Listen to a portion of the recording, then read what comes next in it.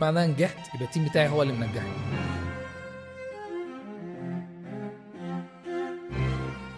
الناس بتبقى المفروض ان هي تعمل CV ليه كل الكيوردز اللي خاصه بالشغل، ولا كيوردز شبه جوب ديسكريبشن اللي الشركه حاطاه؟ بقت فكره يعني أنا اللي بيعمل كده ده مش ذكي خالص. ان يبقى في انترفيو مع خبير سلوك او دكتور نفسي. مش بعرف اشتغل مع تيم. اختار شغل ازاي؟ ماشي حالك. حين ما انت ليه اسمك مديرهم؟ عنده سكيلز اعلى مني بحاول ان انا اوقعه. عايز اخش ابقى وكيل نيابه وسلطه وحاجات زي كده. كده النسبه الاكبر ما بيركزوش على الحته دي. ما عندهمش وقت يسمعوا. ما انجز هات من الاخر. طب ازاي يقدر يعملها بشكل صح؟ ابين ان انا احسن واحد لمديري. انت ازاي هتتطور لو انت دايما انت اللي فاهم كل حاجه؟ يعني مش قادر اوصف لك الاضرار بتاعه الموضوع ده عامله ازاي. طب نطلب فطار. فكره يعني انا ده بيحصل في اماكن كتير جدا. في كتير قوي من الاتش ار بيفتكروا ان دي فهلوه.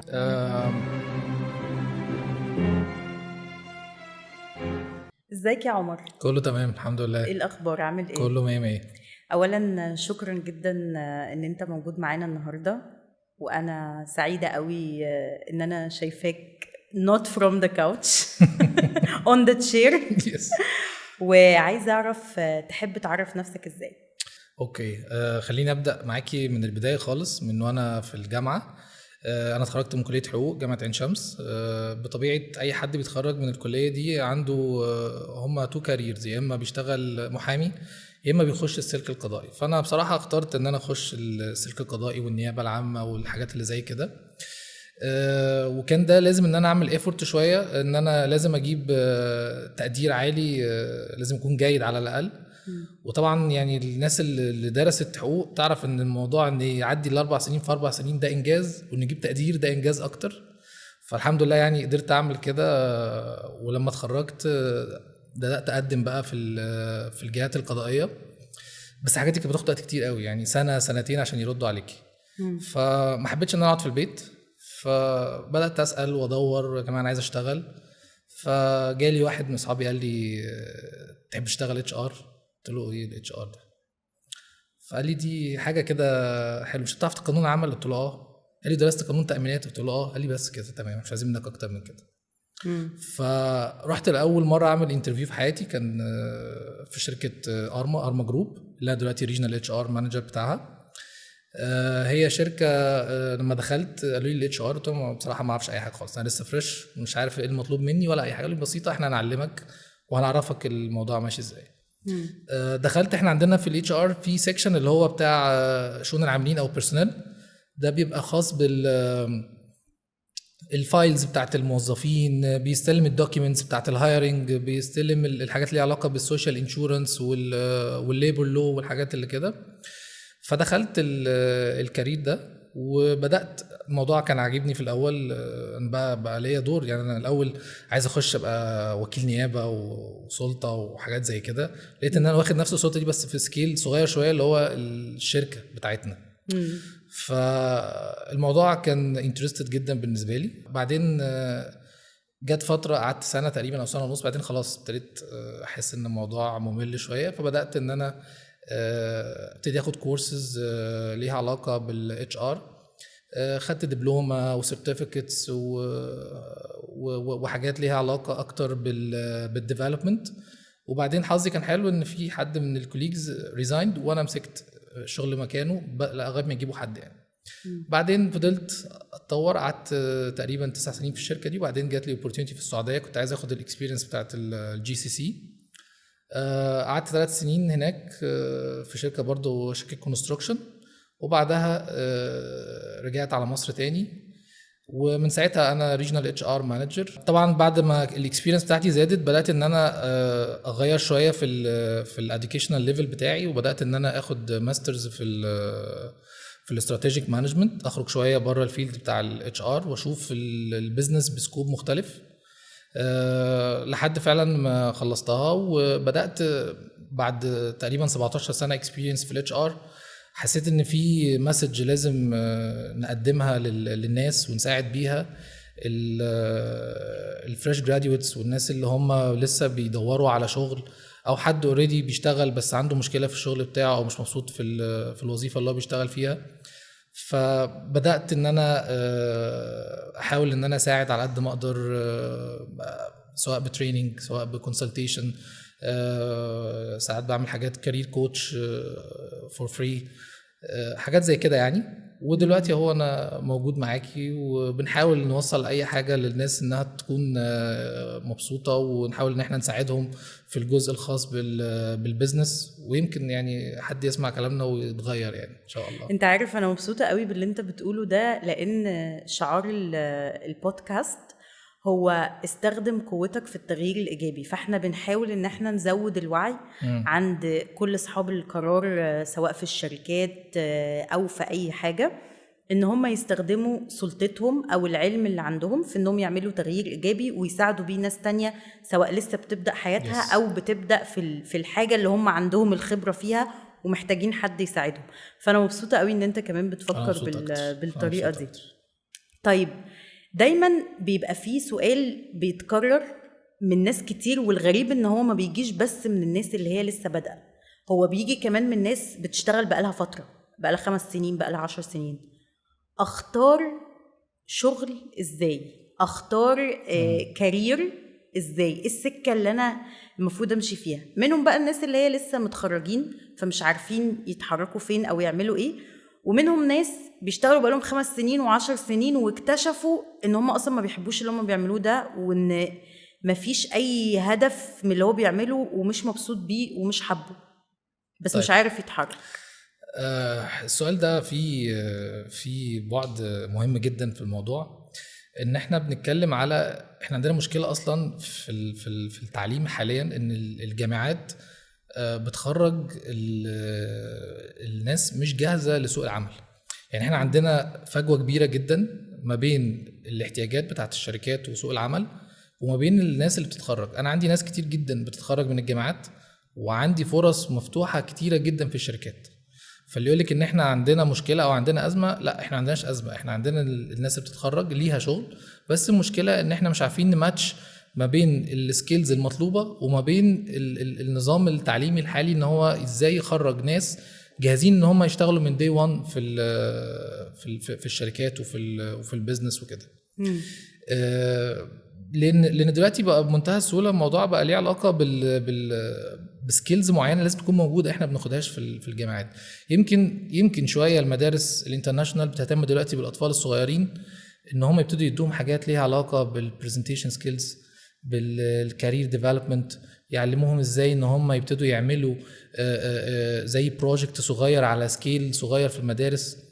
دي حاجات يعني نقدر نقول 1% و 2% من المدارس اللي في مصر بتركز على الحته دي. لسه كنت هقولك كده، النسبه الاكبر ما بيركزوش على الحته دي، وحتى احنا لما كنا في مدارس ولما كنا في جامعات ما اخدناش برضو حاجه ليها علاقه بالمواضيع دي. فبيحصل ان في جاب كبيره جدا. انا بدور على ناس كتير وسكيلز كتير مطلوبه، وفي نفس الوقت مش قادر الاقيها في السوق بسهوله. ولو لقيت حد بلاقي ان هو السالري بتاعه مبالغ فيه جدا عن الماركت، وكمان ممكن يقعد معايا مثلا فتره صغيره ويجيله اوبورتيونيتي تانية في مكان تاني ويسيب الشركه ويقعد. انت عارف ان انا ده بسمعه برضو من كتير قوي من ضيوفنا، او لو ما كانش كلهم، ان احنا عندنا الشغل بس مش لاقيين الناس، والناس تقولك احنا مش لاقيين الشغل بالظبط. ففعلا في فجوه كبيره قوي ما بين ان الناس اللي عايزه الشغل والشركات اللي عايزه بني ادمين. صح. فهو ده سببه ان في سكيلز مش موجوده عند ناس كتير مهمه جدا بالنسبه للشركه. زي ايه السكيلز دي؟ بص، يعني انا في سكيلز اساسيه لازم تكون موجوده عند اي حد، وانا اقترح ان هو يا اما الناس تشتغل عليها من هم لسه بيدرسوا، يا اما اول ما يتخرج ولسه ما لقاش شغل يبتدي ياخد الكورسز دي. اول حاجه انا شايف انها مهمه جدا هي الكمبيوتر سكيلز. ما ينفعش دلوقتي حد يكون ما بيعرفش يشتغل على الاوفيس، سواء اكسل، وورد، باوربوينت، ايفن حتى اكسس، كل البروجرامز بتاعت الاوفيس لازم يكون بيعرف يشتغل عليها. في بعض دلوقتي الجامعات بتبقى بتخلي بروجكتس مربوطه شويه ان هو يستخدم الاكسل والوورد، بس ما بيبقاش ادفانسد للدرجات المطلوبه دي. دلوقتي الشركات خلاص بقى موضوع الاوفيس بقى قديم شويه، بيدوروا دلوقتي على حاجات اكتر زي الباور بي اي وزي بروجرامز تانية اكتر من كده. فبقت حتى دلوقتي انا معايا اوفيس، يعني ماشي حالك. فدي اول حاجه، كون ان انت ما عندكش كمبيوتر سكيلز انت كأنك بالظبط ما تعرفش تقرا وتكتب.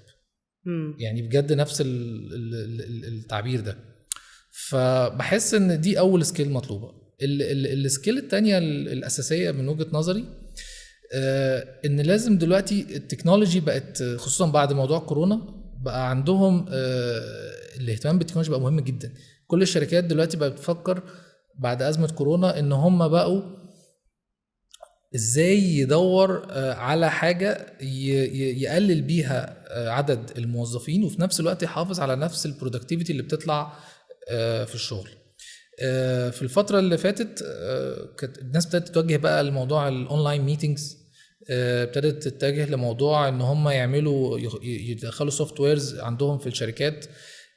بقى دلوقتي اوبجكتيف عند اغلبيه الشركات الديجيتاليزيشن في كل حته، في البروسيس عندي، في الاتش ار، في الماركتنج، في كل حته بقى تلاقي ديجيتال ترانسفورميشن.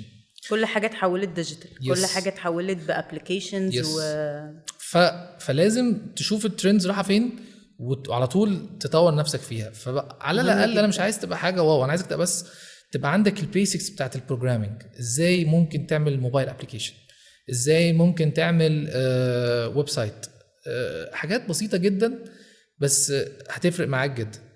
بس هل ده لكل الناس ولا الناس؟ يعني انا حاسه ان الجزء ده اكتر في اختصاصيه للناس اللي عايزه تشتغل في حته البروجرامينج.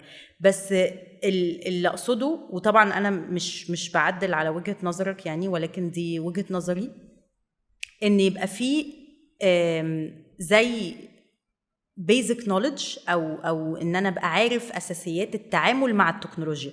يعني ازاي اعرف استخدم الاي اي، ازاي اعرف استخدم الابلكيشنز اللي الشركه بتتعامل بيها. زي في شركات كتيره جدا بتتعامل مثلا مع السي ار ام، في شركات بتتعامل مع ابلكيشنز كتير مختلفه حسب بقى، سواء للداتا، سواء للماركتنج، سواء للسيل، سواء كل ديبارتمنت او كل قسم ليه التكنولوجيا بتاعته.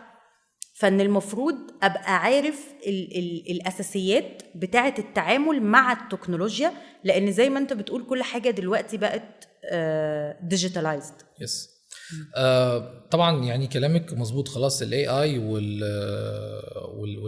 وبقى خلاص بقى بارت كبير جدا في حياتنا، والتعامل معاه بقى حاجه مانداتوري يعني. بس انا بقى وجهه نظري في الجزء ده ان دلوقتي كل الشركات عندها اي ار بي سيستم، او اغلبيه الشركات اللي هي نتكلم على الميديوم واللارج كومبانيز عندهم الاي ار بي سيستم. ايه الاي ار بي سيستم؟ في ناس مثلا بتاخد اس اي بي فور اكزامبل، في ناس ما اعرفش انا كده بماركت اليوم ولا لا، بس اس اي بي، اوراكل، الحاجات دي بقت حاجات اساسيه جدا في كل الشركات. ايفن حتى في شركات بتعمل لوكال اي ار بي سيستم علشان يماتش كل الديبارتمنتس مع بعضها. يعني لما ستارتنج من الفاكتوري لحد السيلز بيبقى في بروسيس كلها ديجيتالايزد. فلو انا مش بعرف استخدم ومش فاهم السوفت وير اللي انا شغال عليه ده بيفكر ازاي او النتائج بتاعته بتطلع ازاي، فانا هبقى اوت ديتد، مش عارف اتعامل مع السيستم اساسا. مش عايز اقول ان ده بيحصل يعني في بعض الجهات اللي احنا بنتعامل معاها في يومنا كتير، بنلاقي ناس قاعده على الكمبيوتر بس هي بتستخدموش خالص، وفي جهات كبيره. فليه؟ لان هم صغيرين ما اتدربوش عليه وما اتعلموهاش، وجايين دلوقتي بعد ما سنهم كبر بنعلمهم، فبقوا يا دوبك يقروا الايميل، يعدل، يعمل ايكويشن بسيطه على الاكسل، يعمل حاجه فورماتنج على الوورد، حاجات كده. انما الاساس لازم تبقى فاهم الاي ار بي سيستم ماشي ازاي، يبقى عندك بيسكس تعرف تشتغل عليها. وزي ما قلت لك الحاجات اللي ليها علاقه بالبروجرامينج بتسهلك شغل كتير جدا. يعني لو انت مثلا شغاله في الاتش ار مثلا، ممكن افكر ان انا بدل ما انا بعمل ويب سايت ممكن اسهل الموضوع بموبايل ابلكيشن فور اكزامبل. مش لازم اروح للاي تي واقول له اعمل لي وسوي لي، هو مش فاضي لي اصلا، او اروح لحد تاني. لا، انا ممكن لو انا عندي السكيل دي اشتغل عليها واعملها. عندنا مثلا في الاتش ار بقى طالع دلوقتي عندنا حاجه اسمها اتش ار اي اس، هيومن ريسورسز انفورميشن سيستم. ده جزء بقى خلاص الاناليتكس اللي بتطلع من السيستم ومن السوفت وير وبنعمل لها ترندز ونقيس الريبورتس طالعه بتودي لفين وايه الاسباب بتاعتها، بقى خلاص بقى ما ينفع، بقى حاجه يوميه، كل يوم لازم نشوف ريبورتس بتطلع من السيستم ونعمل لها اناليسيس. فالموضوع بقى مهم جدا جدا، يعني موضوع التكنولوجي والتعامل مع التكنولوجي. يعني لو احنا مثلا هنحط كل الحاجات دي تحت مهارة واحدة، هي مهارة السيلف ديفلوبمنت او تطوير الذات، ان يبقى هو عنده اول حاجة الكمبيوتر سكيلز، وتاني حاجة ان هو يكون عنده القابلية انه يتطور ويواكب بقى كل الحاجات اللي بتطلع في التكنولوجيا والسوفت ويرز والابليكيشنز حسب المجال اللي هو او هي عايزين يتخصصوا فيه او يدخلوه. مظبوط. طيب وايه تاني؟ عندي طبعا التيم ورك دي حاجه بقت اساسيه. ليه بقى؟ ايوه، انا ما ينفعش اشتغل في شركه وانا طبيعتي وان مان شو، مش بعرف اشتغل مع تيم مهما كنت شاطر ومهما كنت عندي سكيلز عاليه، بس في الاخر انا مش بعرف اشتغل مع التيم. يا اما انا بحاول ان انا اطلع انا لوحدي ابين ان انا احسن واحد لمديري، او ان انا لما بشوف حد احسن مني وعنده سكيلز اعلى مني بحاول ان انا اوقعه عشان ابين ان انا الكويس. فخلاص الموضوع ده يعني ما بقاش يعني للاسف ما بقاش حاجه يعني احنا محتاجينها دلوقتي خالص. تيم ورك هو الاساس، واي شركه واي اورجانيزيشن بتنجح بالتيم ورك بتاعهم حتى لو هم متوسطين. صح. زي فريق كوره، ساعات بتلاقي فرق كوره عندهم احسن لعيبه في العالم وعندهم مهارات عاليه جدا، وممكن تلاقي فريق تاني منظم ما فيهوش حد معروف بس بيعمل نتائج احسن منهم بكتير. هو ده نفس الموضوع بالظبط اللي كل الشركات بتدور عليه دلوقتي، ان الشخص يكون عنده الفلكسبيليتي ويعرف يشتغل مع تيم ويقدر ان هو يؤدي نتائج از تيم. هو ده دلوقتي بقت كل الشركات بتدور على السكيلز دي. فاكر قبل الحلقه كنا بنتكلم في موضوع ان الشركات دايما بتهتم ان الشخص اللي بيتعامل مع العملاء او الشخص اللي بيتعامل اكتر مع الناس اللي بره الشركه هم اللي بيهتموا ان يكون عنده communication skills او مهارات التواصل قويه، وما بيهتموش ان يبقى في مهارات تواصل قويه عند الناس اللي بتشتغل جوه مع بعض. سواء مش بس مهارات التواصل، كمان بيسموها الورك اثكس او الاصول بتاعه الشغل. ان انا ما اذيش حد عشان اخد مكانه، انا ممكن اخد مكانك بشغلي من غير ما اذيك بما يرضي الله لو انا اشتغلت اكتر وعملت ارقام احسن وكل الكلام ده. وبرضو مش هنسميها اخد مكانك، ما انا اتمنى ان انت تترقى وانا كمان اترقى، فممكن اكبر ابقى مكانك وانت تكبر تروح مكان اكبر. يعني العقلية دي مش موجودة كتير في الشركات. يعني صح. زي ما انت بتقول فعلا بتلاقي حد ممكن يبقى عايز هو ينسب كل الفضل لنفسه ان هو اللي عمل كل حاجة، وبقية الناس مش مهم او مش عايزهم يبانوا عشان متخيلين ان هم ممكن ياخدوا مكانه والحاجات دي. فلازم الشركات تهتم بحتة التواصل او الورك اثكس دي ان هي تكون موجودة عند كل الناس اللي بتشتغل فيها، ودي حتة لازم يركزوا عليها قوي في الانترفيوز. وحاجة كمان أنا نفسي فعلا إن احنا ننشر الوعي عنها، وهي إن يبقى فيه انترفيو مع خبير سلوك أو دكتور نفسي. أنا بجد نفسي قوي قوي قوي الشركات تبدأ تعمل كده، زي ما بيبقى فيه انترفيو HR وفيه انترفيو تكنيكال، يبقى فيه انترفيو مع خبير سلوك أو دكتور نفسي. لان طبعا انت عندك خبرة اكتر مني واكيد عارف الامراض النفسية بتعمل ايه في الشغل، وناس كتير قوي بيبقى عندها مشاكل بتخش بتأذي زمايلها وبتأذي نفسها وبتأذي مديرينها وبتأذي كل الناس بسبب ان هم عندهم مشاكل، وبيتحطوا زي نظرية التفاحة البايظة. لما تجيب تفاحة بايظة وتحطها في قفص تفاح كله فريش، التفاح كله بيبوظ، هي تأثيرها بيكون اقوى من التفاح السليم يعني. فأتمنى بصراحة ان الشركات تهتم بالموضوع ده. بصي احنا دلوقتي في الفيلد بتاعنا بقى عندنا تولز بنقدر نقيس بيها الاتيتيود والبيهيفيرز بتاعت الكانديديتس اللي بيتقدموا للوظائف. بس خلينا متفقين على قاعدة أساسية ان احنا مهما نكون شاطرين ومهما قعدنا مع ناس كتير ومهما طبقنا كل التولز اللي بتحاول انها تفلتر ان احنا نختار البيست كانديديت، احنا مش هنقدر نحكم غير على 20% بس من اللي ظهر قدامي. لان الموضوع كله بمنتهى السهولة هو عامل زي جبل التلج، لو تعرفي هو جبل التلج بيظهر منه 20% بس 80% هو تحت المية. احنا لازم 80% ده اتيتيود بيظهر مع الوقت تعامل. ومع الشغل عشان كده عاملين فتره البروبيشن بيريد. فاحنا بقى بقينا بنحاول ان احنا نعمل تولز كتير. يعني عندنا مثلا في السelection احنا بنمشي مثلا شويه مع السي بي اي او competency based interview. السي بي اي ده بيكون كل شركه حاطه الكومبتنسز اللي هي عايزاها في الكانديديتس او في الامبلويز اللي يكونوا موجودين عندهم في الشركه. طيب وبناء عليه انا ببتدي اديهم سيتويشنز واحط الكانديديت فيها بحيث اشوف الردود بتاعته عامله ازاي. وفي طرق احنا بنتعلمها وبنعلمها للناس ان هم ازاي ان هو يقول السيتويشن ده والسيتويشن ده صح ولا غلط، والبادي لانجوج بتاعته عامله ازاي، وبيتكلم بيكذب ولا بيفكر ولا بيعمل ايه بالظبط. كل الحاجات دي احنا بنعرف نقيسها.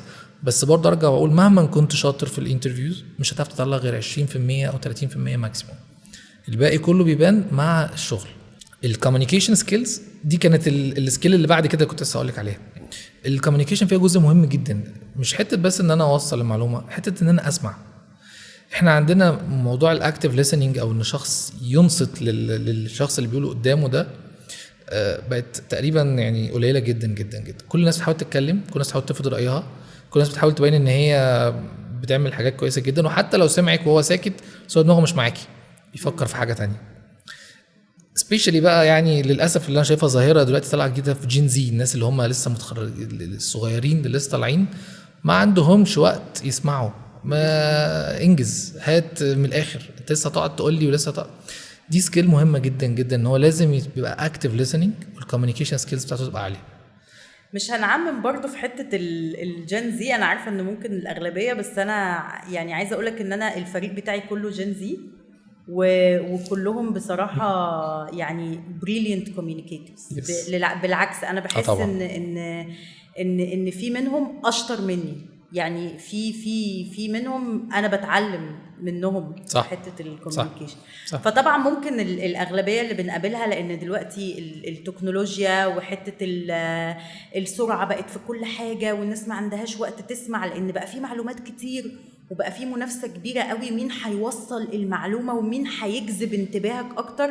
فطبعا الناس ما بقاش عندها وقت ان هي لا تركز ولا تسمع. فحته الاكتيف ليسننج دي انت عندك حق فيها جدا. بس يعني طبعا مش هنعمم، لان في فعلا منهم ناس يعني very very good communicators بيتواصلوا بشكل فعال جدا، بيسمعوا كويس، بالعكس عندهم افكار فعلا حلوه. طبعا انا معاكي جدا، ما اقدرش اقول ان دي حاجه يعني عامه او جين زي كله كده، بس بتكلم بشوف ناس كتير منهم للاسف كده. فهو ده اللي انا بحاول ان انا عايز اوجه لهم رساله، ان هم اسمعوا شويه، حاولوا ان انتوا تركزوا في الكلام مهما كان الكلام اللي قدامك ممكن انت تحس ان هو مش 100% مفيد بالنسبه لك. خد منه اللي انت عايزه، والباقي يعني مش لازم تاخد بيه اكشن يعني. بس دي بقت جزء مهم قوي، لان انت لو سمعت كويس هتقدر تاخد قرار كويس وهتعرف ترد رد كويس. فدي سكيل مهمه جدا جدا، ان الناس اللي بتدور على شغل او الناس اللي لسه متخرجه جديد لازم تتعلم. طبعا الحاجات بقول لك دي كلها مش موجوده في لا في مدارس ولا في الجامعات ولا الحاجات دي. فللاسف بيبقى الشخص لازم وهو في فتره الدراسه يا اما يشتغل على نفسه فيها، يا اما اول ما يتخرج يبتدي يكثف كورسات في الحاجات دي. على فكره مش بقول ان الكورسات دي يدفع فيها فلوس، الحاجات دي اونلاين موجوده كتيره جدا، وكتب كمان، ويب سايتس كتيره جدا، وممكن يعني ناس كتير بتطلع فيديوز على اليوتيوب فور فري على التوبكس دي. في برضو يعني انا من وجهه نظر ان في سكيل مهمه جدا الواحد لازم يتعلمها، هي حته التايم مانجمنت. في الشغل بيجي لنا كتير قوي وقت بنضغط، فلو انا مش عندي السكيل دي وازاي ان انا اقدر اشتغل عليها كويس، وازاي لما يبقى عندي ورك لود اعرف امانج الشغل بتاعي واشوف ايه الحاجات المهمه وبعدين الحاجات الاقل دي سكيل برضو مهمه جدا لازم اشتغل عليها ولازم اطور نفسي فيها. لان خلاص بقينا كلنا دلوقتي، لو حتى التكنولوجي بتساعدني جدا في الموضوع ده. هتلاقي البلانر في المايكروسوفت، هتلاقي على اللابتوب، هتلاقي حتى ايفن على الموبايل تلاقي فيه النوتس وريمايندرز وحاجات كتيره قوي بتساعد الواحد ان هو ازاي يقدر يمانج التايم بتاعه بطريقه كويسه يعني. ففي حاجات كتير قوي بتحرق الوقت واحنا ما بنبقاش واخدين بالنا ان هي بتحرق الوقت. زي السوشيال ميديا، انت بتيجي مثلا ايه تخش تشوف فيديو تلاقي نفسك قاعد تقلب، قعدت 4 ساعات، شكرا. هاجي الصبح مثلا افتح الكمبيوتر وبعدين اقعد اتكلم كده شويه مع الناس اللي معايا في المكتب، طب نطلب فطار، طب ما نشرب شاي، طب ما مش عارف ايه. 3 ساعات الصبح اللي هم اصلا اكتر وقت المخ فيهم بيبقى منتج ومركز، راحوا اقعد افطر بقى 3 كيلو زيت و5 كيلو شاي لحد ما يغمى عليا. فانا ضيعت 2 ساعة اغماء كمان تانيين على ما بدأت بقى فوق وابدأ اشتغل. خلاص بقى عندي 2 ساعة في اليوم. ففي جزء كبير اصلا من ان انت تنظم وقتك ضايع في حاجات انت ما بيبقاش في دماغك ان هي دي اللي مضيعه وقتك، تبقى حاجات بسيطه. بالظبط. بصي يعني بمناسبه الموضوع ده، يعني الناس اللي قبل ما بتنام او اول ما بتصحى من النوم بتمسك الموبايل، يعني مش قادر اوصف لك الاضرار بتاعه الموضوع ده عامله ازاي. يعني لازم على الاقل قبل ما انام بساعتين وبعد ما اصحى بساعتين الموبايل ده مش جنبي. يعني كل الاضرار وكل الحاجات الترددات اللي بتبقى شغاله سبيشالي واحنا نايمين كمان، يعني يفضل يبقى الموبايل معمول اير بلاي مود او مطفي خالص، لان كل الحاجات دي مضره جدا جدا على صحتنا وعلى تركيزنا وممكن تلاقي نفسك صاحيه الصبح متنرفزه ومتعصبه ومش عارفه ليه، وعندي صداع فظيع، وعندك صداع مش عارفه ليه. طب ما هو يا جماعه الحاجات اللي احنا مشغلينها جنبنا دي، اجي الاقي نفسي مثلا طب انا صاحي الصبح فعلا متضايق مش عارف ليه. طب ما انا شفت قبل ما انام حاجه مثلا ضايقتني، او شفت حاجه منظر صوره مش كويسه قبل ما انام، فوانا نايم حلمت بيها وصحيت متضايق. فالحاجات او اول ما صحيت لقيت حاجه مثلا برضو شكلها مش كويس ضايقتني، خبر الصبح توفى الى رحمه الله مش عارف مين على الفيسبوك. طب ليه؟ يعني ليه اول ما اصحى الاقي حاجات زي كده وقبل ما انام الاقي حاجات زي كده؟ فطبعا الوقت بيضيع كتير جدا في السوشيال ميديا. بس ارجع اقول السوشيال ميديا في ناس كتير قوي بتستغلها صح. ايوه، وهي دي الشطاره، انك تستغل التولز اللي حواليك والتكنولوجي اللي حواليك بطريقه صح وبطريقه بروفيشنال. صح، لان هي فيها حاجات، فيها محتوى تعليمي كبير جدا، Yes. وفي حاجات انا بستفيد منها والناس اللي حواليا بتستفيد منها، وبتعلم منها حاجات كتير. تقدر تتعلم طبخ، تقدر تتعلم عن البيزنس، تقدر تتعلم عن الحاجات السوفت سكيلز، تقدر تتعلم كذا حاجه من عليها بس لو عرفت ازاي تستخدمها. طيب يبقى احنا كده قلنا التواصل، وقلنا تظبيط الوقت، تايم مانجمنت، تعرف ازاي اتعامل مع وقتي، وقلنا الكمبيوتر، واتكلمنا كمان في الجزء اللي هو بتاع ان انا ازاي اشتغل مع فريق، تيم ورك. يس. طيب ايه تاني؟ بصي في حاجه بقى مهمه جدا، الناس بيبصوا لها بطريقه مختلفه شويه، حته ان انا اماركت لنفسي او اعمل ماركتنج لنفسي. للاسف الناس شايفه ان دي حاجه مش كويسه. الشخص اللي بيطلع ويبريزنت كويس او ان هو يتكلم بطريقه كويسه عن شغله ويعرضه دايما ويقول شوف انا عملت كذا انا عملت كذا انا عملت كذا، الناس بتبص عليه هنا في الشركات للاسف ان هو ده شخص ممكن يبصوا له ان هو وصولي، ممكن يبصوا له ان هو ما بيعملش حاجه وبيكبر من الشغل بتاعه. انا شايف ان هي حاجه مهمه جدا وسكيل مهمه جدا جدا لازم تبقى موجوده عند الناس كلها. تبدا من انا الاول ابتدي ماركت لنفسي، لما الشخص ده هياخد بوزيشنز هيبتدي ماركت لنفسه وللتيم بتاعه وللديبارتمنت بتاعته، لما يبتدي يكبر اكتر واكتر يبتدي ماركت للشركه بتاعته اللي هو شغال فيها and so on. فالماركتنج سكيلز بقت حاجه دلوقتي اساسيه جدا جدا جدا. والناس ما تبصلاش على ان هو انا شخص انا شوي بقى لا بالعكس، انا عندي سكيل موجوده وبقدر استغلها بطريقه كويسه وبحاول ان انا افيد بيها نفسي وافيد بيها الناس اللي حواليا وماركت لينا كلنا. طب ازاي يقدر يعملها بشكل صح؟ لان في ناس بتستخدمها غلط، يعني في ناس بتعملها زي ان هي تسلط الضوء على نفسها بس، وما بتديش كريدت لشغل الناس اللي حواليها والناس اللي ساعدتها سواء الفريق بتاعها او زمايلها. وفي ناس بتقولك لا انا مش هعملها خالص عشان شكلي ومحدش يقول عليا ان انا وصولي ومفيش حد مش عارفه يتكلم ان انا بحاول اوصل لحاجه معينه، كل الحاجات دي. فازاي يقدر الشخص جوه الشركه يسوق لشغله بطريقه بروفيشنال وفي نفس الوقت تكون بتضيف له مش بتاخد منه؟ طيب احنا لما نيجي نتكلم، انت ماركتير وعارفه يعني ايه ماركتنج اصلا، او انا ايه اكتر حاجه بفوكس عليها في الماركتنج؟ لما باجي ماركت لحاجه بشتغل على الحته بتاعت السب كونشس، ازاي اخلي العقل اللاواعي متبرمج على ان حاجه معينه انا عايزها تكون موجوده. فانا عايز ابرمج السب كونشس على ان الشخص ده يبان ان هو ناجح، طب ازاي؟ هل معنى كده ان انا اروح اطلع ان زمايلي التانيين انهم مش كويسين؟ لا، بس انا دايما بحاول ابين ان انا بخلص شغلي في مواعيده كويس، مركز على نفسي مش مركز على حد تاني. شغلي بيخلص في مواعيده، بخلصه بكواليتي عاليه. بحاول ان انا اساعد زمايلي لما بكون انا مثلا خلصت الشغل بتاعي. بحاول ان انا اكون ملتزم بالحاجه المطلوبه مني بالظبط، وبطلعها بشكل كويس وبكواليتي عاليه جدا.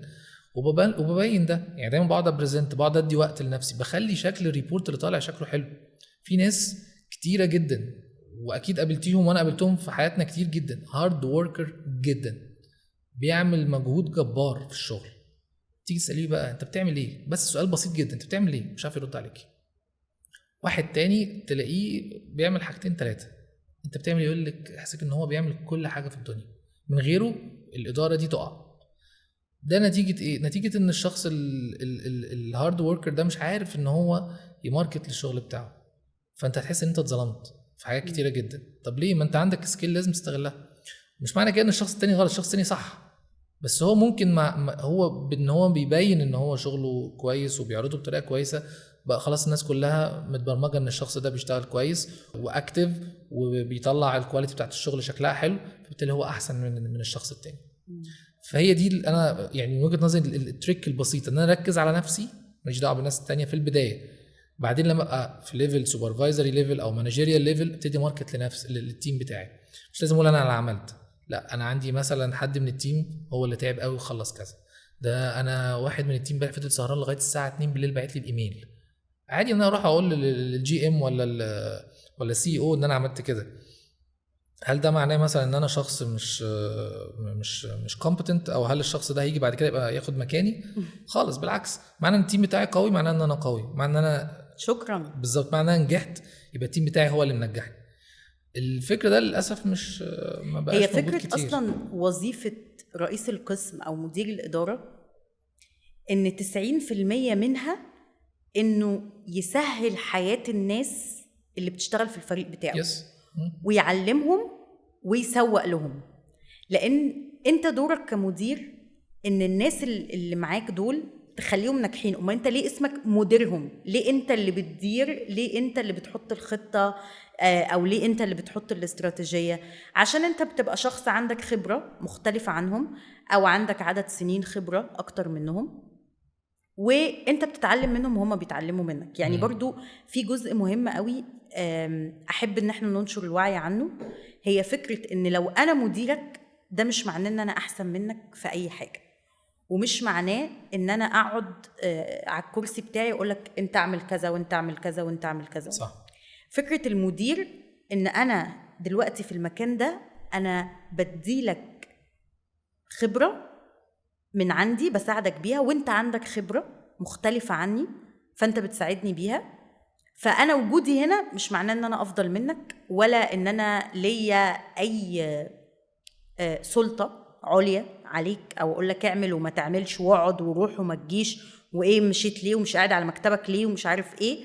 لا خالص، بالعكس، انا المفروض اعلمك، المفروض اكبرك، المفروض اساعدك انت توصل لمنصب اداري، ومفروض اخلي الناس اللي في الاداره العليا في الشركه يبقوا شايفين شغلك، علشان لما يبقى في خطه ان انت تترقى يبقوا عارفين ان الشخص ده فعلا يستحق. يعني ما يجيش يقول ان والله عشان مثلا عمر بيحب محمد اكتر من محمود فهو عشان كده طلب ترقية لمحمد وما طلبش لمحمود. لا، الناس كلها عارفة، لان شغل محمد باين وشغل محمود باين، فالناس كلها عارفة مين فيهم اللي مؤهل. ده مش معناه ان الشخص التاني ما يستاهلش، ده معناه انه لسه محتاج تأهيل او محتاج انه يتعلم، وفي واحد تاني ممكن يبقى مؤهل ان هو يترقى. فتبقى الناس كلها قدرت ان هي تشوف وتعرف ان عمر لما اختار فعلا بناء على شغل، مش بناء على افضليه. انا بشوف ان ده يمكن 80 او 90% لو انا مش ببالغ من وظيفه المدير، واي حاجه تانية هم ال10% او ال20%. طبعا انا بتفق معاكي جدا في الجزء ده، وفي عايز ازود عليه حته صغيره، ان مش لازم المانجر بيعرف يشتغل كل حاجه بايديه خالص، بالعكس. صح. دايما التيم بيبقى اشطر منك في الحته اللي هو شغال فيها، سبيشالست في الحته دي. زي ما بيقول كده ايه يعني، اعرف شيء عن كل شيء احسن من انك تعرف كل شيء عن شيء.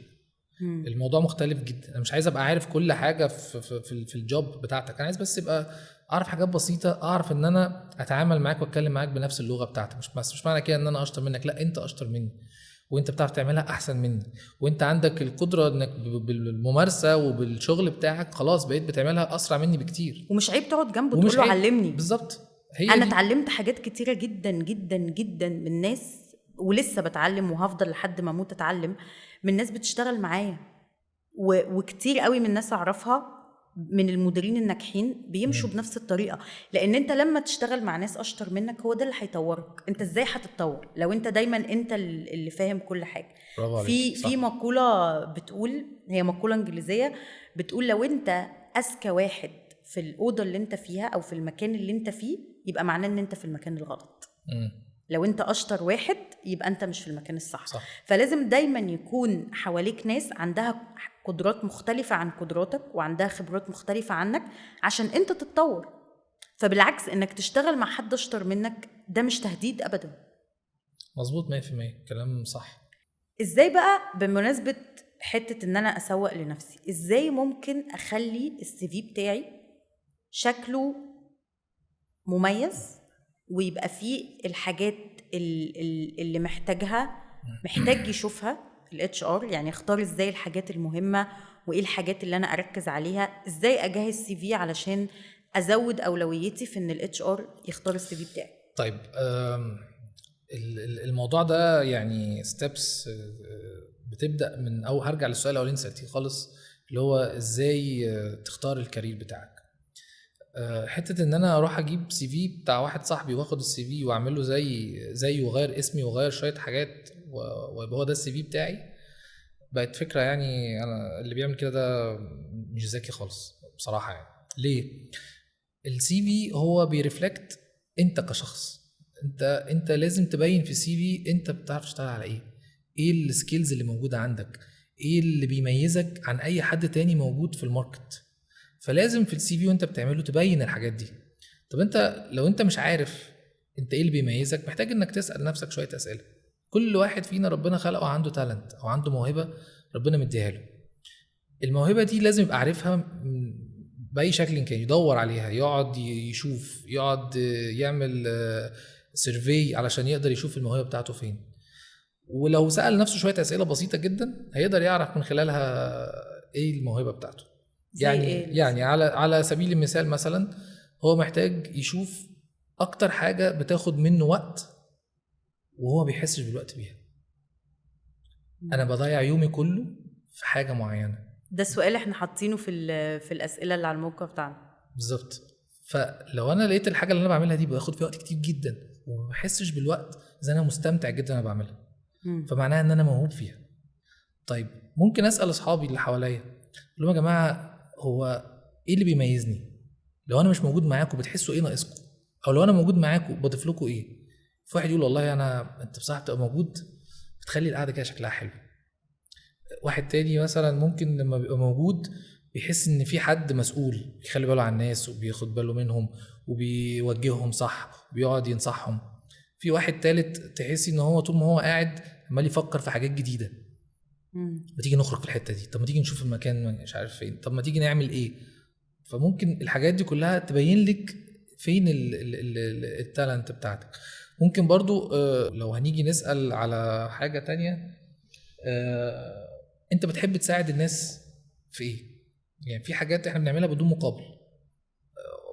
يعني ممكن واحد مثلا بيحب ان هو يساعد الناس في حاجة ليها علاقة مثلا بشغله. انا مثلا بحب اوظف ناس كتير، اي حد عايز وظيفة بقوم واخد السي في بتاعه ابعته لحد تاني.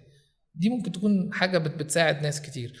واحد تاني مثلا لما بيلاقي حد عنده مشكلة بيفضل واقف معاه وما يسيبوش لغاية ما يحلها.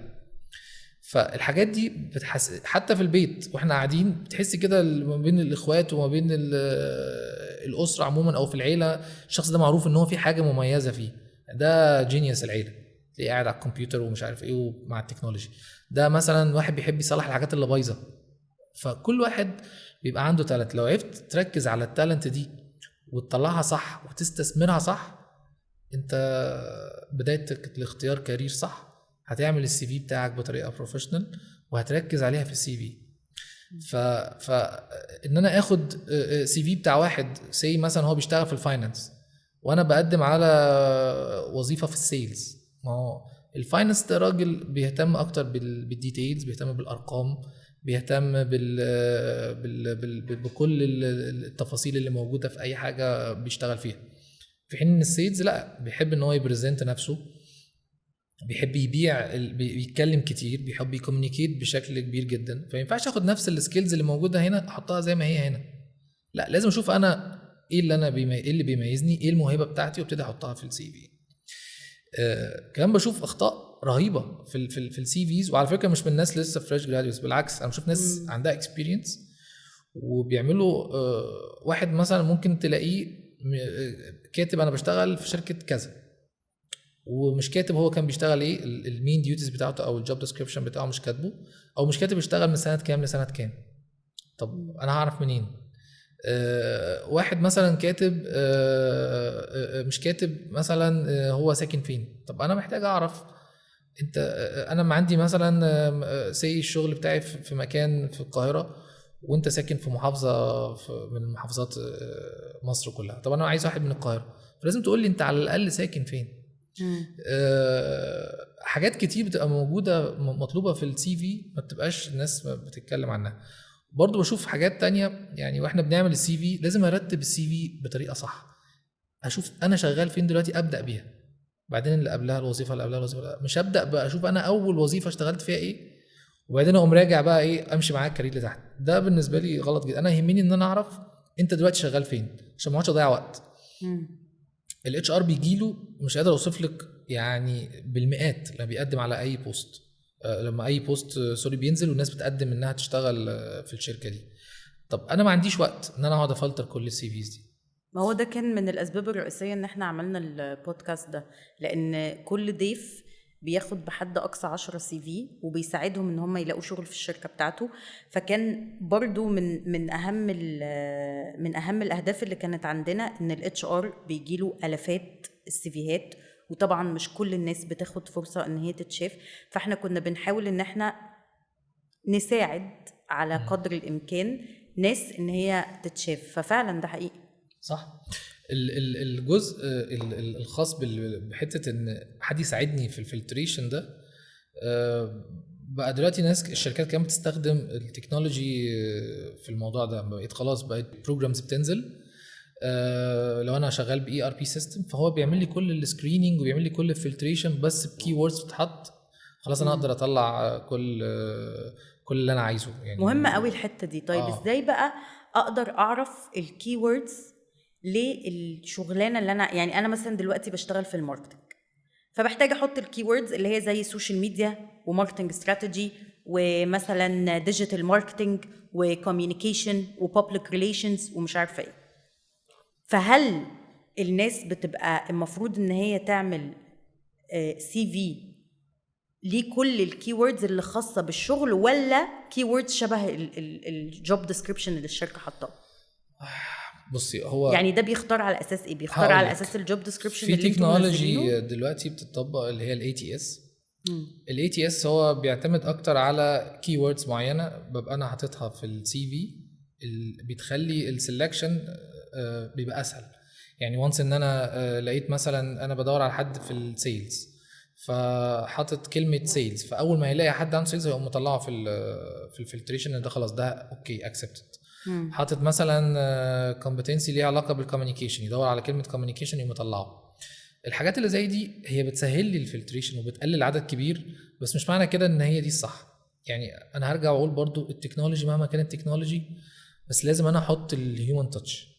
انا صح. لازم ابقى كاتب السي في بتاعي صح، ما احطش حاجه مش مظبوطه. يعني في ناس تقوم عامله السي في بالاي اي ويدخله على الاي تي اس ويعمل ريفيو وتمام انا كده تمام. طيب حلو انت اتشفت والسي في بتاعك طلع، جيت نعمل معاك الانترفيو لقينا ان انت مفيش اي حاجه خالص من الكلام ده. ضيعت فرصتك وضيعت فرصه واحد تاني كان ممكن يستحقها. بالظبط، بالعكس انا الفيدباك اللي انا بحطه ان انت ما عندكش مصداقيه. يس.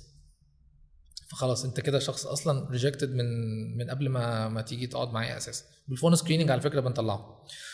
فانا عايز الناس تحط الحقيقه، مش عايزك ترجع لتكنولوجي تقعد تكتب فيها، ولا عايزك تدور على، اكتب انت بتعمل ايه صح، الشركه اللي انت شغال فيها ايه بكل مصداقيه. انت لما تيجي الاتش ار هيسالك انت سبت الشركه دي ليه، تقول له والله انا سبتها علشان حاجات حقيقيه، مش لازم تقعد تقول لي حاجات مش مظبوطه. على فكره انا في ناس بتقعد معايا ببقى عارف هو كان شغال في شركه ايه وساب الشركه دي ليه، وهو اصلا يعني ببقى عارف قبل ما يجي لي، ببقى ليا مثلا كونكشنز، او احنا بنبقى عارفين بعض في اغلبيه في الفيلد بتاعنا. يعني في ناس كتير بتبقى عارفه بعضها في الاتش ار، وسبيشالي في الشركات الكبيره. فانا بمنتهى السهوله ممكن ارفع التليفون على حد من اصحابي اساله مثلا على شخص معين او على كانديديت معين، سبيشالي لو هو في بوزيشن مهم، هاخد منه فيدباك على طول. فانت بالنسبه لي بقيت شخص مش ما عندكش المصداقيه اللي احنا قلنا عليها. فلا، خليك صريح، اكتب كل حاجه باستفاضه، ركز في كل التفاصيل اللي انت بتكتبها في السي في، كل كلمه انت بتقولها انت ممكن تتسأل فيها. حاول تبرز زي ما قلت السكيلز بتاعتك، السيرتيفيكيشنز والتريننجز اللي انت اخدتها. مهم جدا انك تكتب انت خدت التريننج ده فين، سنه كام، وايه السيرفيس بروفايدر اللي هو ادولك. بلاقي ناس حاطه حاجات برضو غريبه، كوميونيكيشن سكيلز. طيب خدتها منين؟ خدتها اونلاين ولا خدتها فين ولا امتى ولا سنه كام؟ يمكن الحاجات دي اوت ديتد، يعني خلاص محتاجين ان احنا حاجه محتاجه رينيوال مثلا، او بحاجه ليها لايسنس فلازم انها تتجدد كل فتره. فالسي في مهم جدا انك تحط فيه كل الديتيلز بتاعتك، كل تفاصيلك. مهم جدا ان انت في ناس برضو بتقابلنا، انا احط الصوره الشخصيه بتاعتي ولا ما احطهاش، مش فارق. يعني انت شايف نفسك عايز تحط الصوره بتاعتك حطها، شايف ان انت مش محتاج انك مش عايز حد يحكم عليك من الصوره ما تحطهاش، مش حاجه اساسيه بالنسبه لنا يعني. طب نيجي بقى عند حتة بتبقى دايما محرجة في الانترفيو، التفاوض على المرتب. ازاي نقدر نتفاوض على المرتب؟ لان دي حتة كلنا وبما فيهم انا بنقع فيها لحد دلوقتي. خلينا نتكلم على حاجتين دلوقتي. يمكن دلوقتي في ناس كتير بقى بيجي لها شغل في الجلف، سواء بقى في السعوديه، في الامارات، او في اي بلد عربي يعني، وبقى بيجي لهم ناس كتير جدا فرص، وللاسف بيحسبوها غلط. يعني يجي مثلا دلوقتي هو اتفق على حاجه معينه، لما يجي لو هو بيشتغل في شركه هنا في مصر، يجي يلاقي نفسه اتخصم منه شويه حاجات، هوب ايه ده، انا لقيت نفسي باخد مرتب اقل. او سافر مثلا وما كانش عامل حساب الاكوموديشن، او مش عامل حساب الترانسبورتيشن، هيروح ازاي، هياكل ازاي، التكلفه بتاعت المعيشه في البلد دي عامله ازاي. فاول حاجه اللي انا يعني طالبه ان الناس تقول الحقيقه. انا مش عايزك انت ممكن تقول لي انا بقدم على وظيفه السالري بتاعها 50,000 بس انا باخد 10,000. طب ما اقول ان انا باخد 10,000، مش معنى ان انا قلت باخد 10,000 قلت الشركه مدياني 20,000 اقل من السكيل. ليه؟ لان وانس ان انا دخلت الشركه هلاقي زمايلي كلهم اللي قاعدين جنبي بياخدوا 50,000 وانا قاعد باخد 20,000. بس معلش ده بيحصل في اماكن كتير جدا، وبالعكس انا اسفه جدا ان انا اقول كده، في كتير قوي من الاتش ار بيفتكروا ان دي فهلوه، ان انا جبت لك اشطر واحد باقل سعر، فاروح اجيب كاليبر كريستيانو رونالدو الشغلانه واديله 20,000 جنيه وهو سعره في السوق 150-200,000 جنيه، وانا كده انا جامد قوي، انا كده شاطر. بتحصل مع ناس كتير، عشان كده الناس بتخاف تقول هي بتاخد كام. لا طبعا ده مش صح، لانه في الاول زي ما قلت لك هيخش هيلاقي ان زمايله كلهم بياخدوا مرتبات معروفه بالنسبه له، هيلاقي ان هو اقل واحد فيهم. فبدل ما هو كان موتيفيتد جدا ان هو يخش ويشتغل في الشركه دي، يلاقي نفسه ان هو بقى دي موتيفيتد من داي 1، حاسس ان هو مفيش ابريشيشن، وعلشان يوصل للسالري بتاعه محتاج ان هو يعمل ايفورت كبير جدا. فاول حاجه احنا كنا بنتكلم عليها التيم ورك ضاعت خلاص، ما بقاش فيه اي ثقه في الشركه دي، وهيبتدي يدور على وظيفه تانية على طول في شركه تانية. بالعكس هو استفاد كمان ان هو اخد في السي في بتاعه اسم الشركه اللي هو راح فيها واشتغل فيها. فبقى هو دلوقتي مين الخسران في الموضوع ده؟ الاتش ار. ليه؟ لان هو هيعيد السايكل تاني من اول وجديد، يبتدي يدور تاني على واحد من اول وجديد، والشخص ده مشي في فتره البروبيشن او مشي بعد 6 شهور او سنه، فهو كده ما عملش اي حاجه، بالعكس هو بيعيد الشغل تاني وبيزود التيرن اوفر عنده، وفي نفس الوقت بيبقى الشخص ده هو المستفيد اللي هو الكانديديت، والشركه هي اللي خسرانه. فده مش شطاره خالص يعني، بالعكس.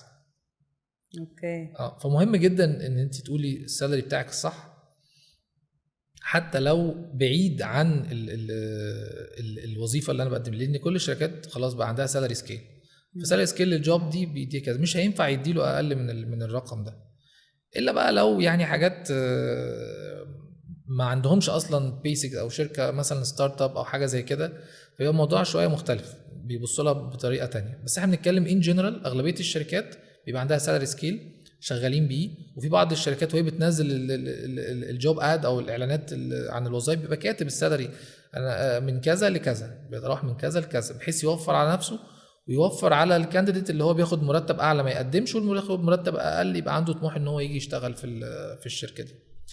فدي اول حاجه لازم يقولها بمصداقيه، انا باخد مرتب كام، بمنتهى السهوله احنا بنعرفها كاتش ار. يعني انا لو طلبت منه بنك ستيتمنت، لو طلبت منه اتش ار ليتر، لو طلبت منه اي حاجه هعرف ان انا اجيبها يعني. دي اول حاجه. الحاجه الثانيه مهم جدا ان انا ابص على البنفيتس اللي هاخدها في الشركه. يعني في شركات بتقدم مثلا ميديكال انشورنس، في شركات تانية بتقول لك انا بقدم الترانسبورتيشن، بقدم وجبات.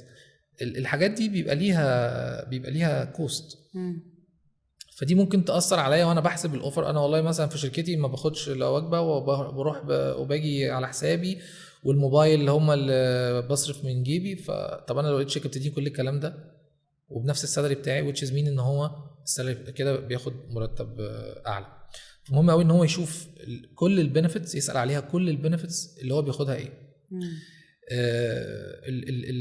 الجزئيه برضو المهمه جدا اللي هو بيركز فيها الشخص وهو بيجي بيتفاوض في الجوب اوفر، ان هو يتكلم على ان يشوف قدام بعد 2-3 هو هيبقى بياخد مرتب يعني. في بعض الشركات تقول لك انا هعمل معاك عقد ومفيش زيادات سنويه. طب على اساس ايه؟ ما بقاش عارف. في شركات تانية بتقول لك انا بدي زياده سنويه بس بيزد اون بيرفورمانس. طب ايه البيرفورمانس وبتقيسه ازاي وعلى اساس ايه؟ لازم ابقى عارف. والزياده السنويه بتبقى كام في المية؟ لازم ابقى عارف كل التفاصيل دي. فالشخص اللي بيجي بيقدم او بيشتغل في اي شركه، بيجي يبص يلاقي الاوفر مكتوب فيه حاجات معينه، بيبقى فرحان جدا ومبسوط ان هو هيشتغل في الشركه دي ويمضي من غير ما يركز في كل التفاصيل الصغيره دي. يجي بعد كده يلاقي نفسه بيتخصم منه حاجات كتيره جدا، ضرايب وتامينات وحاجات ليها علاقه مثلا بالموبايل او وات ايفر بقى، الخصومات الدكشنز عامله ازاي. فلازم وانت بتتكلم في الاوفر تبقى عارف انت بتاخد كام نت، هتاخد كام لو في بيرفورمانس بتاعك عالي وفي زياده سنويه ولا مفيش، ايه البنفيتس اللي انت بتاخدها سواء ميديكال انشورنس، ترانسبورتيشن، ميلز، وات ايفر بقى البنفيتس اللي الشركه بتديها. وبعد كده احسب حسبتك كلها بقى. ده مهم جدا. ده بالنسبه لحد بيدور على شغل جوه مصر. بره مصر الموضوع مختلف تماما. بره مصر انت محتاج تعمل يعني دراسه بجد. لازم تشوف الاكل بكام، الانتقالات هناك بكام، هل المرتب بتاعك اللي انت بتاخده هنا في مصر بيتماشى مع السالري الجديد اللي انت هتاخده في بره ولا لا. ف يعني انا اعرف ناس كتير جدا وفعلا يعني ما كملوش سنه ومش عارفين ينزلوا، ان هم ماضيين على عقود وخايفين ان الشركه ما تقدرش ان هم تدي لهم يعني بيرميشن او تعمل لهم عدم منع ما يقدرش يخش البلد دي تاني. فالحاجات دي بتبقى مشكله. خلاص انا اتدبست ومضيت وعملت كل حاجه وسافرت كمان، فيبقى رجوع صعب جدا. فلازم تدرس، تشوف ازازه الميه بكام، الوجبه هناك، خش على النت شوف ماكدونالدز مثلا الاكل بكام، لو انت مثلا رايح السعوديه شوف البيك، الحاجات اللي هي البسيطه قوي اللي الناس عايزه، العيش بكام، اللبن، الحاجات الاساسيه دي، وتشوف تكلفتها وتحسبها على الموبايل على المرتب اللي انت هتاخده. مهم قوي برضه لو ليك اصحابك عايشين في نفس البلد دي يدوا لك كده زي كده ستادي. انت والله لو هتجيب عربيه مثلا، العربيه دي في حدود 30,000. لو السكن عندنا مثلا في حدود 15,000 في السنه. لازم تبقى عارف كل التفاصيل دي. الحاجه برضو المهمه جدا وتتفاوض على اوفر بره مصر، انك تشوف الفيزا اللي انت طالع عليها هي نوعها ايه. يعني في ناس بتطلع بتاشيره عامل، يقول لك مش مشكله، هو تلاقيه مهندس بس طلع تاشيره عامل. طب انت عارف ان تاشيره العامل دي ممكن تعمل لك مشاكل بعد كده، تقدرش تجيب مثلا اسرتك على سبيل المثال. ما تقدرش انك لما بتيجي تقف في اي جهه حكوميه بيبص على الاقامه بتاعتك يلاقيك عامل، فبيعاملك بطريقه مختلفه شويه. ايه اللي يخليك توافق على حاجه زي كده؟ لا، انا من الاول اطلب ان انا مهندس، يبقى انا يتامن عليا مهندس. يعني فعلا بيبقى في تمييز في حته ان انا لو رايحه بفيزا مختلفه عن الوظيفه بتاعتي في البلد. طبعا بتفرق كتير جدا وكمان زي ما قلت لك، يعني انا مثلا لو انا يعني رايح بقدم من شركه رايح لشركه تانية، بيبص على الإقامة بتاعتك ايه، او الوظيفة اللي في الإقامة ايه. لان في بعض الناس برضو يعني بتهتمش قوي بالموضوع ده، وده بيجي يأثر عليهم بعد كده، فبيدي حتة المصداقية شوية. يعني انا مثلا ممكن انا كاتب ان انا بشتغل في الكواليتي، وانا ما اعرفش اي حاجه خالص عن الكواليتي، او انا بشتغل في الاتش ار، بتلاقي الوظيفه بتاعته كواليتي. طب ما هي ملهاش علاقه ببعض. وبعدين في بعض الدول بقت بتعمل ريستريكشنز على بعض الوظائف. يعني مثلا رحت السعوديه تلاقي ممنوع الوظائف الاتش ار يبقى غير سعودي. يبقى غير سعودي. بالظبط. طيب فبالتالي هو يغير الوظيفه بتاعته علشان يقدر يشتغل بالوظيفه دي هناك. فبيجي لو التفتيش بتاع مكتب العمل او كده ويلاقي ان الوظيفه بتاعته دي متسعوده وهو شغال في الاداره، فبيعمل له مشاكل. فانت في غنى عن كل ده. يعني انت محتاج انك تطلع او تشتغل وكل حاجه، بس تطلع صح ووظيفتك صح، وحاول تاخد اقرب حاجه للشغل بتاعك. مش لازم تبقى 100% مظبوطه، بس على الاقل قريبه. ما تنزلش نفسك في الليفل او تعلي نفسك على الليفل اوفر عن الطبيعي. خليك في المد. كمان مهم قوي الشخص هو بيتفاوض في الاوفر بتاعه، وهو جاي له اوفر من بره مصر، ان هو يبقى شايف المكان اللي هو هيشتغل فين فيه. يعني المحافظه مثلا اللي هو هيشتغل فيها. يعني في اماكن بتبقى نائيه. يعني مثلا لو فور اكزامبل هو هيروح السعوديه، في ناس تقول لك انا مثلا انا عايز يبقى الشغل في الرياض، والسكن مثلا بتاع الشركه بعيد جدا عن الشركه، يعني او يعني في مسافه كبيره جدا بيقطعها علشان يروح المكان ده. فده بياخد وقت كتير وبيضيع وقت كتير جدا. فاللي مثلا هو بيسهر في الشغل لغايه الساعه 7 ولا 8 بالليل عشان يروح بيته يلاقي الساعه 10، يصحى تاني يوم الساعه 6 الصبح. فانت يومك كله رايح في الشغل بدون ما تعمل اي حاجه خالص. فالحاجات دي بتبقى مهمه جدا، الواحد لازم يركز عليها ويسال فيها ويعرف الاماكن فين، ويخش ويشوف اللوكيشنز، ويخش يشوف البنفيتس اللي الشركه بتقدمها. لما تيجي تمضي عقد، ده غايه في الاهميه. لازم كل اللي انت اتفقت عليه يتكتب في العقد كله. لو انت متفق انك هتاخد تريننج بروجرامز في حاجه معينه، خليهم يكتبوا لك في العقد، او على الاقل في الجوب اوفر. لان في ناس كتير تقول لك انا تعالى بس وانا هعدل لك المرتب بتاعك بعد 3 شهور، مع ان في الحقيقه هو ما بيعدلكش حاجه. خلاص انت العقد هو ده اللي انت مضيت عليه وانت ارتضيت بيه وجيت على كده. فدي نقط مهمه جدا جدا لازم الواحد يخلي باله منها وهو بينيجوشيت في الاوفر يعني. طيب وايه الحاجات اللي ممكن اخلي بالي منها بقى وانا داخله الشركه الجديده؟ يعني دلوقتي خلاص انا عديت الانترفيو ومضيت العقد واتناقشت في موضوع المرتب وكل حاجه، انا دلوقتي دخلت ولسه ببدا في شركه جديده. ايه الحاجات اللي اركز عليها؟ ازاي اتعامل مع مدير جديد ومع زملاء جداد، وازاي اقدر ابني لنفسي سمعة كويسة في الشركة الجديدة اللي انا بدخل فيها دي؟ الفترة الأولانية دي مهمة جدا. يعني دايما بنقول الانطباع الأول بيدوم، ودي حقيقة فعلا. لازم أول يوم ليا في الشغل أنا لازم أكون يعني open لأي حاجة ممكن تحصل. وارد جدا ان انا الاقي مثلا شخص بيتعامل معايا بطريقه كويسه جدا جدا جدا، وارد الاقي شخص تاني بيعمل لي بطريقه اجريسيف وغريب وبيطلب طلبات غريبه وبيبص لي بطريقه مش كويسه. فانا لازم في الفتره الاولانيه دي بعمل مرحله زي كده ايه، دراسه ستادي. انا بشوف كل الناس اللي حواليا، ما باخدش اي احكام على اي حد. بدرس الوضع حواليا عامل ازاي، زمايلي عاملين ازاي، مديري عامل ازاي، مين الجي ام بتاع الشركه او السي او، مين مديرين الادارات اللي موجودين. لازم اقعد ادرس واذاكر الشركه كويس جدا جدا في المرحله الاولانيه. ده هعمله ليه؟ بيساعدني جدا ان انا لما اجي بعد كده اخش الشركه، بيبقى فيها الشركات اغلبيتها بتعمل اورينتيشن بروجرام. الاورينتيشن ده جزء مهم جدا جدا في الفتره الاولانيه. لازم اقعد وانا بقعد مع كل الناس اللي بعمل معاهم الاورينتيشن في الادارات التانية، او مثلا لو انا شغال في مصنع بقعد الف على المصنع وخطوط الانتاج، لازم اقعد اكتب كل التفاصيل دي، لان ده بيساعدني اكتر ان انا اخش بسرعه في الشغل. الناس تبتدي تحس ان انا فاهم، بتكلم معاهم نفس اللغه اللي هم بيتكلموا بيها. فدي نقط مهمه جدا. مهم قوي برضو ان مديرك اللي انت بتتعامل معاه هو دايما هو اكيد ساعدك يعني في الاول وانت بتعمل الانترفيو، هو قاعد معاك قبل كده.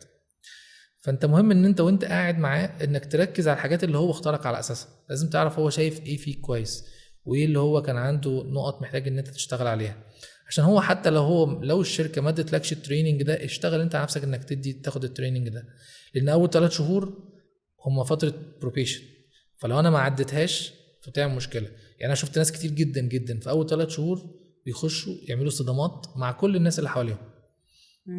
هو متخيل ان هو كده بيعمل باور وبيستغل سلطاته، والتيم بتاعه هو اول ناس بيبتدي يتخانق معاهم، والبيرز على نفس الليفل زمايله اللي في الادارات التانية يحاول يمشي كلامه عليهم عشان يبان ان هو شخص يعني عنده شخصية وبينفلونس وبيغير من اول يوم. دي من اكتر الحاجات الغلط اللي الواحد لازم يخلي باله منها وهو شغال. ما ينفعش تعمل كده، سيب كل حاجة شغالة زي ما هي. الناس دي بتعمل ايه؟ بتعمل 1 2 3، انا اشوف الصح فيهم انا هعمله، واللي مش صح انا احاول ان انا اغيره. فدي نقط مهمه جدا جدا لازم الواحد يخلي باله منها في اول فترته في الشركات يعني. طيب ايه كمان غير ان انا احاول ان انا ادرس الناس اللي موجوده؟ التعامل مع زمايلي اللي على نفس الليفل، او زمايلي اللي هم لو انا مثلا زي مانجر ومعايا تيم، ده مهم جدا ان انا احاول ان انا اقرب منهم، اخرج معاهم، اشوف لو حد عنده مشكله اقعد اسمع منه. مفيش مشكله مثلا ان انا لو في حد محتاج حاجه اساعده فيها في الشغل اروح واساعده، حتى لو انا مثلا عندي ورك لود. لازم احسسهم ان انا جاي اضيف ليكوا، مش جاي ان انا اخد منكم حاجه، او ان انا اقلل من شغلكم، او ان انا باين ان انا احسن منكم. طب ازاي اتعامل مع بيئة الشغل السامة والزملاء او المديرين او ايا كان، يعني الناس اللي حواليا السامين؟ يعني احنا مش بنقدر نغير العالم اللي حوالينا، لكن نقدر نغير ازاي بنتعامل معاه. ففي التعليقات بيجيلنا ناس كتير قوي بتتكلم عن الظلم والفساد الإداري وإن في زملاء كتير عندهم بيحاولوا إن هم يوقعوهم في مشاكل، وبيحاولوا إن هم يأذوهم مهنيا. فده بيبقى موجود كتير قوي. إزاي لو حد موجود في بيئة زي دي ومش هيقدر يغيرها في الوقت الحالي، لان مش دايما بيكون سهل ان انت هتصحى الصبح تقول انا هغير المكان هتلاقي شغل، يعني بتاخد وقت شوية. فيتعاملوا ازاي في حالة زي دي ان هي ما تأثرش عليهم وعلى جودة شغلهم؟ انا عندي وجهة نظر مختلفة شوية في الموضوع ده. يعني انا شايف ان البيئة اللي انت موجود فيها انت السبب فيها. يعني معنى ان انت شغال في شركة توكسيك انفايرمنت، فانت جواك حاجه من جوه محتاج انك تغيرها عشان تخرج بره الانفايرمنت دي. ابدا بنفسك. انا ايه اللي خلاني اشتغل في شركه زي دي؟ ايه اللي بيخلي زمايلي يتعاملوا معايا بالطريقه دي؟ ايه سبب ان مديري مستقصدني وبيرقي ناس تانية عشان خاطر هم مثلا واسطه او اصحاب او علاقتهم بيه حلوه، او هو بيعرف يظبط المدير باي طريقه كانت؟ في حاجه غلط فيا انا الاول خلت الناس دي تبقى حواليا. فلو انا غيرت من نفسي تأكدي 1,000,000% ان انا هيجيلي فرصة تانية احسن، وهتلاقي حاجة كده جت متعرفيش جاية منين، هي دي اللي خلتني يعني اشوف مكان تاني واخرج بره الانفايرمنت دي. وبتلاقيها بطريقه احسن وباوفر احسن، وممكن تجيلك بمرتب كمان سوري بجوب احسن يعني، او جوب تايتل احسن. اوكي. فالحته دي مهمه قوي يعني، ان الواحد يعني يغير انا اللي جواه. ممكن يبقى ليا وجهة نظر شوية مختلفة في الموضوع ده، لان مش دايما بيكون الشخص السبب. يعني في ناس بيكون هي بطبعها الشر، ممكن يكون شخص زي ما انت بتقول سلمي جدا، شخص بيتعامل كويس، ما بيعملش مشاكل، بالعكس بيحاول يساعد، بيحاول يود الناس حواليه وكل حاجة، ولكن بيبقى يعني ملهاش علاقة. بيبقى في ناس هي بطبيعتها شر، هي بطبيعتها مؤذية، وانت بتبقى مضطر ان انت تتعامل معاهم. انا مش بحب ان انا في البرنامج اتكلم عن تجاربي انا الشخصية، لان مش المفروض انا اللي اتكلم، المفروض الضيف اللي بيتكلم. بس انا عشان دي حاجة من تجربة شخصية انا عشتها. لا، في ناس بتبقى هي بطبيعتها شر، وانت بتبقاش عملت لهم اي حاجة، بالعكس انت بتبقى بتتعامل معاهم كويس جدا، ومع ذلك هم مصرين ان هم يأذوك. برضو يعني اركز في الاتجاه بتاعي، ماليش دعوه بحد، اعزل نفسي تماما عن كل الناس اللي حواليا، لان لو اتاثرت بيهم واتاثرت باللي بيحصل من الناس دي، هضطر ان انا استخدم نفس الاساليب بتاعتهم. فهو مثلا هيقول عني كلام وحش، هضطر انك اقول كلام كمان وحش. صح. فانا يعني بتجه لنفس الاتجاه بتاعه. لا، انا ضد المبدأ ده تماما، ماليش دعوه بحد، انا مركز في شغلي، مركز في حياتي، ما بتكلمش على حد، ما بحاولش ان انا اضايق حد. لو حد ضايقني انا همشي بالطرق الطبيعيه وفقا للبوليسي والبروسيجر بتاعت الشركه. اذروايز ماليش دعوه بحد. دي وجهه نظري انا يعني. صممت ان انا اضغط على النقطة دي عشان انا كنت عايزة اسمع ردك فيها، ليا انا اتعلم اذا كنت اللي عملته صح ولا لا، وللناس برضو اللي بيتفرجوا ان هم يبقوا عارفين ايه الطريقة الصح للتعامل مع ده، لان في ناس بتتأثر جدا نفسيا بسبب الحاجات دي، وما بيبقاش عندهم القدرة لسه في الوقت الحالي، بيسعوا وبيقدموا بيعملوا كل حاجة وبيشتغلوا على نفسهم، بيشتغلوا على قدراتهم، بس لسه مش قادرين يخرجوا، لسه وقتهم ما جاش، فبيضطروا ان هم يتعاملوا في البيئة دي شوية. فعشان كده انا كنت عايزاك تقول ان في الحالات اللي زي دي لازم اركز على نفسي، واحاول ان انا اعزل نفسي تماما عن الاشخاص دي، واحاول ان انا ما ادخلش معاهم في او يعني ما ادخلش معاهم في الصدامات، لان الاشخاص اللي زي دي بتبقى عايزة تشدك للجزء بتاعهم او للمكان بتاعهم. يعني هم عايزينك تتصادم معاهم، وعايزينك تعمل مشكلة عشان انت تتأذي في شغلك، لان هو بيبقى ده الهدف، ده التارجت بالظبط. ففعلا انا بشكرك جدا على اللي انت قلته ده، ان الواحد المفروض يركز على نفسه، ولو حصل اي تجاوز او حصل اي اذى تمشي بالطرق القانونية، او ترد بالاحترام، او ترد بطريقة بروفيشنال تحمي نفسك بيها لحد ما يجي الوقت المناسب انك تقدر تتخلص من البيئة دي او تخرج منها. مظبوط. طيب عمر، انا حقيقي مش عارفة اشكرك ازاي على كم المعلومات القيمة اللي انت قدمتها في الحلقة النهاردة، وانا استفدت جدا، واكيد برضو الناس اللي بتتفرج استفادت. هسألك بقى السؤال الثابت بتاع البودكاست. لو انت عندك قوة خارقة وتقدر تستخدمها في ان انت تغير بيها حاجة في العالم او في المجتمع بتاعك بشكل ايجابي، هتكون ايه القوة دي وهتغير بيها ايه؟ قوة خارقة.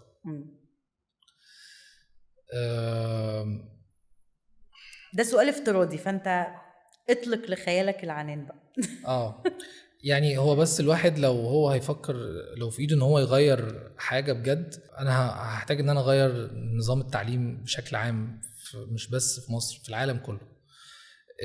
الاسلوب اللي احنا ماشيين بيه، ان احنا بناخد حاجات معينة بنقراها، نذاكرها، نحفظها، نتكلم بيها او نطبقها، ده ما بقاش، ده مش دي الطريقة الصح خالص. احنا بنقعد نحشي دماغنا، وبنقعد نملى دماغنا بحاجات كتيرة قوي قوي قوي، احنا ما بنستخدمهاش في حياتنا العملية خالص، ولا في حياتنا بشكل عام. يعني وفي مواد هتلاقي نفسك بتدرسيها انت اصلا ما استفدتيش منها اي حاجه خالص ونسيتيها بعد ما امتحنتي. صح جدا. نسيتي كل حاجه. فانا يعني لو بايدي ان انا عندي باور سوبر باور انا هغير نظام التعليم ده تماما في العالم كله وهخلي الناس تشتغل يعني تتعلم بطريقه صح براكتيكال من وهم صغيرين اطفال يختاروا الكارير بتاعهم ويشتغلوا فيه ونديهم نوليدج عن كل الوظائف بحيث الناس تشتغل في الحاجه اللي هي بتحبها. طيب كل ضيف بيجي معانا في Not From The Couch بيستخدم قوته للتغيير الإيجابي، ده الشعار بتاع البودكاست. فإيه المساهمة اللي انت هتقدمها ل Not From The Couch عشان تعمل تغيير إيجابي للناس اللي بتتابعنا وبتتفرج علينا؟ يعني أنا اللي أقدر أعمله بطبيعة وظيفتي إن لو في كانديديتس أو في حد بيدور على شغل نقدر ان احنا نساعده ان هو يلاقي وظيفة في سواء عندي في الشركة او زمايلنا اللي في الفيلد في الاتش ار بيبقوا محتاجين وظائف كتير. فممكن ان انا اقدر اساعد في الجزء ده عن طريق ان احنا نعمل لهم انترفيوز ونشوفهم. وحتى انا يعني هقول له لو هو في عنده مثلا حاجه معينه محتاج يشتغل عليها من خلال الاسسمنت اللي هعمله معاه في الانترفيو هقدر اقول له ايه الحاجات اللي محتاج ان هو يطورها في نفسه وهقول له نقط القوه اللي محتاج ان هو يبلورها اكتر ويشتغل عليها اكتر ويبرزها اكتر في السي في وفي الشغل بشكل عام يعني.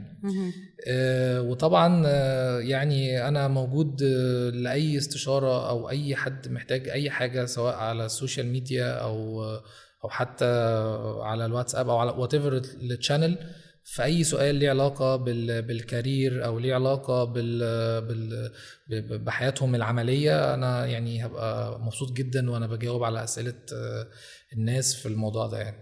طيب حلو جدا. يعني دلوقتي لو انت او انتي حابين تشتغلوا مع عمر هتدخلوا على الموقع بتاعنا هتجاوبوا على الأسئلة بتاعت الشخصية اللي هتساعد عمر ان هو يتعرف عليكم اكتر عشان احنا بنضيف الإجابات بتاعتكم مع السي في. وبعد ما تخلصوا الإجابات هتضيفوا السي في واحنا هنساعدكم ان انتوا توصلوا لعمر علشان يتكلم معاكم ويديكوا فيدباك تقدروا تعرفوا بيها اذا كان طبعا ان شاء الله بالقبول ان انتوا تشتغلوا معاه في الشركة او لو في حاجة محتاجين تشتغلوا عليها تعرفوها. كمان احنا هنضيف الاكاونت بتاع اللينكد ان بتاع عمر على صفحتنا على اللينكد ان علشان تقدروا تتواصلوا معاه وتسألوه حتى لو انتوا مش بتدوروا على شغل وعايزين تسألوا على حاجة معينة ليها علاقة بشغلكم وتستفيدوا من خبرته. فاحنا هنضيف الاكاونت بتاعه على اللينكد ان تقدروا تتواصلوا معاه. شكرا جدا يا عمر. شكرا. وانا سعيدة جدا بوجودك النهاردة. شكرا قوي قوي على المساهمة الجميلة بتاعتك دي وشكرا ان انت كنت ضيف معانا النهاردة. شكرا.